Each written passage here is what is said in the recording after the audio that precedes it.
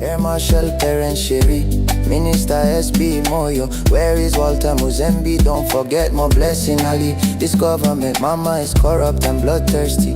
No to clueless government, sex for Mr. Appointments. No to gold mafia. Even you, Prophet Angel, you a criminal.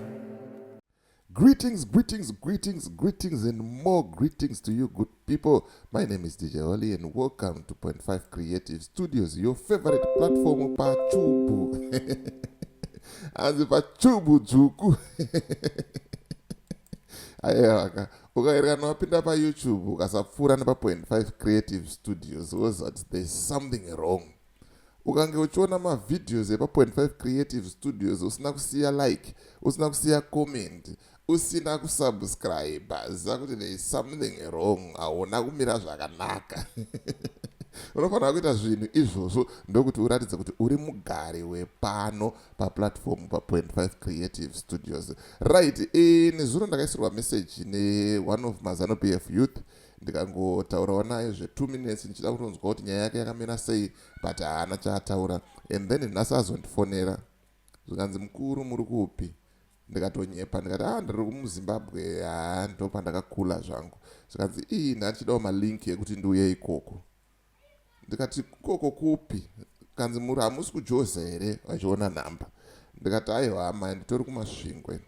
Zvikanzi hatachidawo malinki. Ndikati kwemimi muri MaYouth eZanu PF, ndimi muri kusapota musangano, kune MaYouth empowerment, zviri kufamba sei, chii chiri kumbonyatsoitika?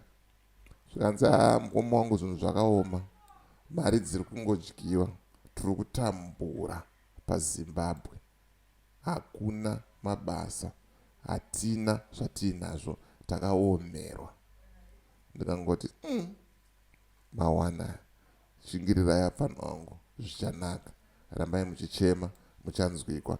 But ndisingatambise nguva, ndinoti ndikunzwisei the conversation yandaita nemukomana uyu, muzvinzwire mega mamiriro akaita sei, akaita zvinhu. Ndisati ndapinda muvhidhiyo rangu zvizere, ndiri kuti kana une business raunaro rauda kushambadzirwa, ndibate nhamba dzangu ndo dziri pascreen. Kana une nyaya yaunayo yauda kuti ndifambire, ndibate futi pasame number ipapo.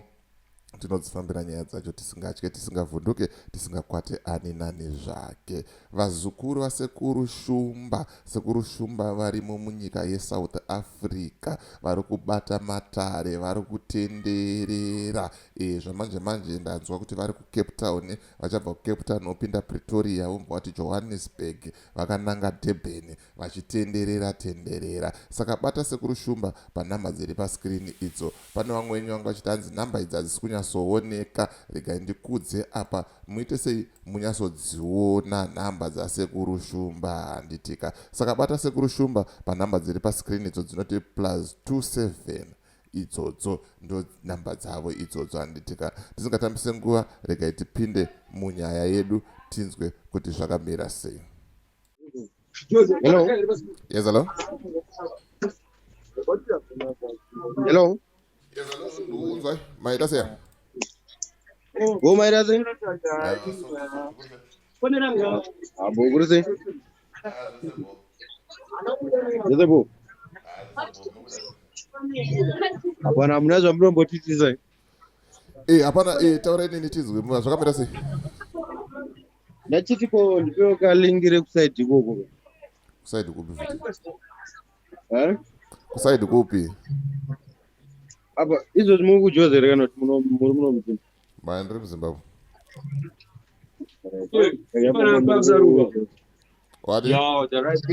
Ndachigara pamwe muri kuJoza. Muda kubuda muZimbabwe muchienda kuJoza, hamusi kusapota musangano here? Musangano hausi kukuchengeta here?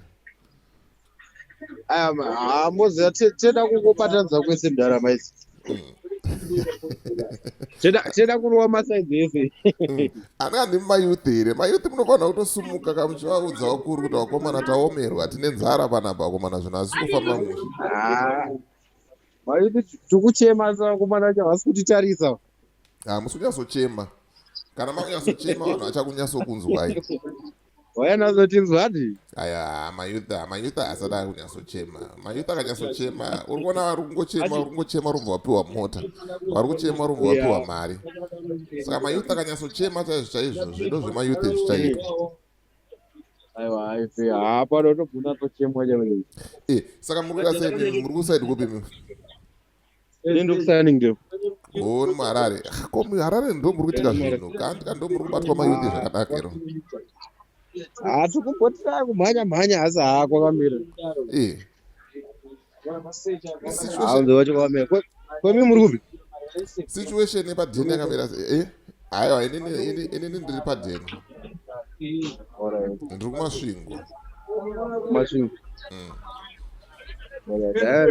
inini ndiri muzukuru wabermond wani wabermond ndiani because mwekule zangu zonzi bermond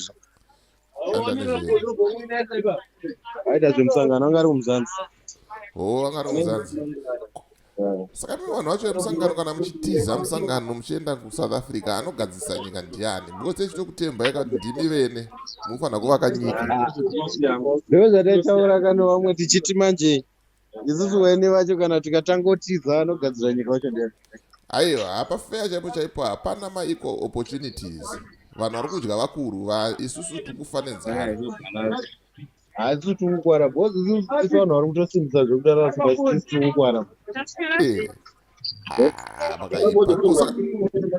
mawara inonzi chii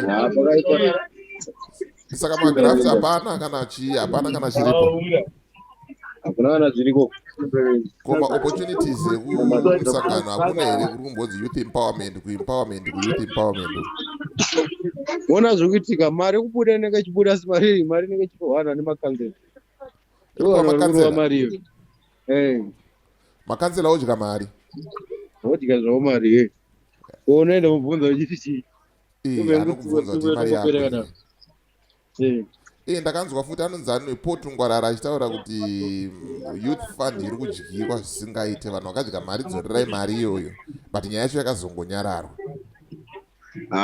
mari iri kudyiwa mnaa aumana vari kudya mari avo pakaipa handakatoona meseji yako nezuro I think ndowakandisira meseji nezuro uchiti ndiripoepf ndindakusira nezuro pakaipa but kana mayouth acho maakutiza manje musangano hazvibudi munofanira kutaura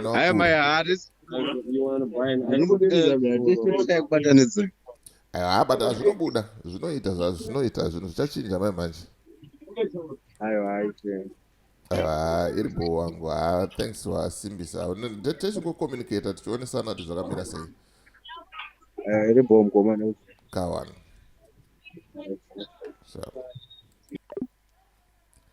ukaona vacho vari kuzviti mayouth eZanu PF vacho vari kuti tinomira nemusangano vaakusvika pakutaura kuti muri kupi kwomukoma timbotipewo malingi timbouyawo kwamuri woziva kuti zvinhu hazvina kumira zvakanaka munyika yezimbabwe vanhu vari kutambura vanhu vari kurwadziwa vanhu vakaomerwa nesituation yemunyika yezimbabwe ndoconversation yanga ndinayo iyi mazvinzwira mega Deejay and the rest of the crew behind the scenes. It's bye for now. Let's meet in the next video.